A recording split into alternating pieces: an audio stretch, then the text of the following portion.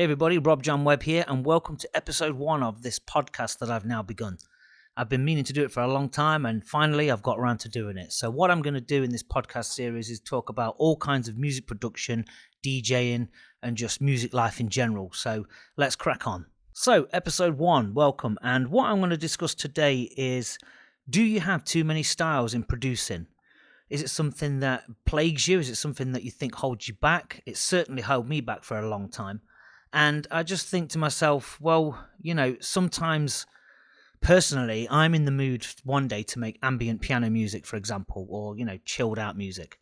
Then the next day, I'm interested in making deep house again or funky disco house, whatever it is. And then some days I'm in the mood for making trance like I did when I was a lot younger.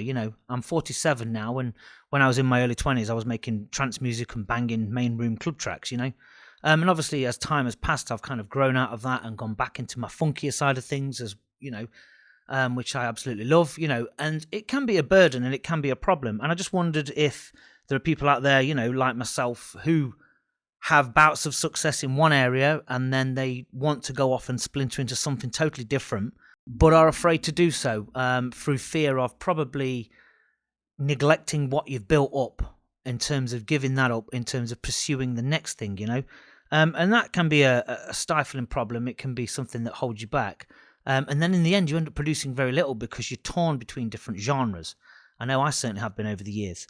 But I've always tried to spread my wings and spread myself out musically and do different things. And sometimes for me, it's quite seasonal. When I get to winter, autumn time, I tend to want to produce more ambient music and more atmospheric music because I base it on the weather and how I'm feeling, and that has a massive influence on me. And then when the spring and summer come around, I tend to go back to more funky, happy dance music.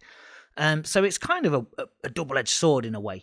But nevertheless, having, variety of styles can be a good thing, because I always firmly believe that you should also explore different musical genres, because there's nothing wrong with wanting to have a variety of different styles. You can implement some of the styles of ambient into your house music, especially deep house, for example. Depending on what kind of deep house you make, I'm talking about atmospheric, moody sort of stuff, not the mainstream sort of stuff. But, you can always add things from one genre into another. That's the beauty of music. It's a massive, spectrum of sound you can add variety of things to. You can use some trance sounds, for example, in disco music, if you manipulate them enough on the synthesizer. So there's never a dull moment when you've got no sounds or you're short of sounds. You can always try things. But producing too many styles can be a difficult one to overcome, because it's having a variety of interests. I know a lot of producers, and obviously a lot of successful producers, will stick to that one style, and they will develop that one style over and over again and get better and better at it. But then at the same time, do you produce music like me, where, for example, I'm under my Rob Jam Webb name, it's predominantly disco music or funky house, whatever you want to call it. But sometimes I release a deep house record. Sometimes I release a piano-based record. My latest single, as we speak today in March 2024, I've released a full-on sort of old-school techno piano record, which has come out on Victor Simonelli's label in New York. So then next week I'll probably be releasing, an ambient track again or whatever. And I have been dicing with trance music again lately, just testing it out and listening to, some modern trance by modern producers on Beatport and stuff, and going, I could make that, So then I go and try it.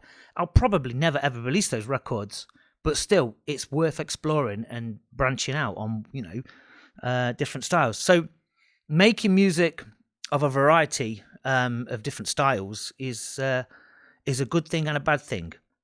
For me, as I say, it's I don't wholly rely on developing a sound anymore, and a career path for myself where I want to become the next big funky house producer, for example. I'm happy releasing records as I do, and when I do, I release probably 4 or 5 a year nowadays, and I have done for the last 3 or 4 years, that's for sure. But when I do release them, I'm quite happy with the final product that I do release. And then in between, I'll go back to different genres, and whether or not that's just experimenting or exploring different sounds, or I hear something that's, say, for example, a chill out track, and I want to kind of emulate that sound and work out how they did it. But yeah, releasing different sorts of music, as long as you do it under different names, I think. Obviously I've got a variety of names. I've got 3 or 4 different names that I release music under. But if you're going to release a variety of different music, try not to alienate your audiences too much. So if you're a funky house producer, try not to release too much deep house or too much sort of, harder edge dance music, if you like, main room sort of stuff, tech house, for example, because it can alienate your audience. And it's something I've wrestled with as well, where I think to myself, right, I want to make a banging piano track, but do I release it under Rob John Webb because he is predominantly disco? Do I create a new name for that, or do I release it under one of my other names, which is on the more harder side of things, like my old name, Boy Wonder, for example, which was a hard dance act, if you like. So, do you wrestle with those sorts of things yourself? And if you do, then as I say, make sure that you've got different names for it. And a different sort of social media platform for it. So, for example, have 2 accounts, one for your chill out stuff and one for your thing. But then again, are you spreading yourself too thin? These are the demons you wrestle with. So yeah, that kind of dilemma, should I say, is one that, as I say, I've wrestled with myself for the last 25 years. I used to want to be a strictly main room commercial sort of dance producer. When I had a hit record, that was what I was tuned into. That was what I was doing. The audience I was playing for was that kind of audience, an upfront, main room audience. And then obviously as time passed and I took certain breaks from music and I had children and all these things got in the way in life, then the day job came when music stopped paying as much as it did. And then I've took my foot off the pedal quite a lot over the years. And I don't punish myself for it now. I used to punish myself for it quite a lot.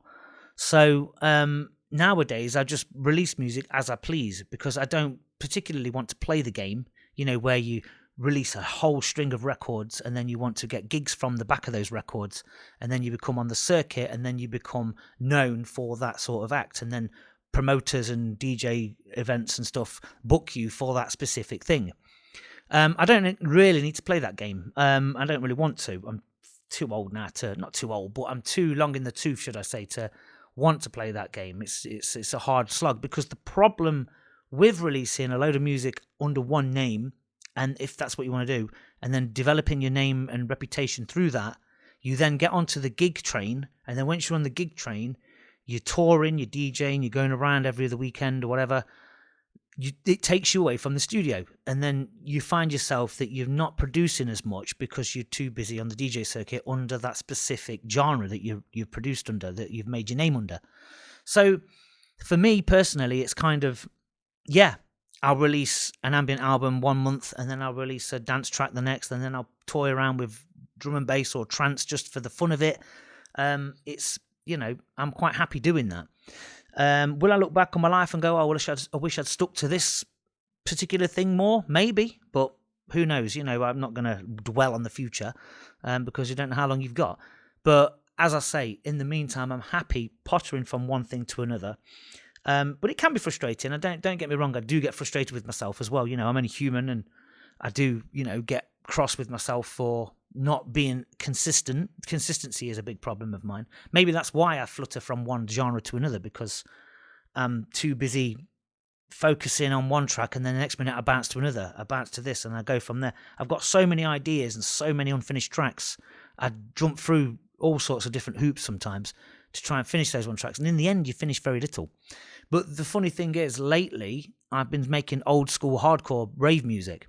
And I've done some videos on TikTok and they've blown up and they've done quite well. And there's one particular track I've done where I've copied the classic track from Manic, I'm Coming Hardcore, and I've replicated that style and that layout and that arrangement using the same elements as that track. And I've made a track that a lot of people have gone, oh, can you make that track a full track? Can you finish it? So then I think to myself, right, I'll do it. And I've finished it. And I've had a couple of people from labels go, oh, will you release that on my label? I'm like, well, I've not really finished it yet. So the dilemma for me there is, do I release that as the Boy Wonder or do I release it as Rob John Webb? It's a rave track, Rob John Webb's disco, but does it matter these days? Does it matter if you're a multi-genre producer? I think it still does in a sense, depending on what sort of, stuff you do. I mean, like, for example, I can't remember the act now, but I think it was, I genuinely can't remember the act, but they're like a drum and bass act, then they're a bit of a dubstep, then they're a dance act, and then they're a hip-hoppy sort of act. There's a band, I can't remember the name of it, but they make a lot of all sorts of genres, but within that sort of realm of drum and bass and garage and stuff. Whereas with disco house and funky house is pretty much what it is. You can kind of get away with deep house in it and piano house to an extent, but something a bit more on the harder edge, you can't. So, that's the end of this short episode of podcast. I just wondered what other people think about that. Do you struggle with multi-genre producing, or are you quite happy doing it, or do you have a variety of different names? That's part and parcel of music production. You don't know where you're going to end up, and you don't know how you're going to start sometimes. So that's it. Yes, I do wrestle with it sometimes, and sometimes I don't. Sometimes I'm happy with it, sometimes I'm not. That's just the way it rolls in life. So thanks for listening to this episode. I hope you've taken some inspiration from it and some food for thought, and question your own sort of musical guidance of where you're headed. So thank you, and I will see you in the next episode.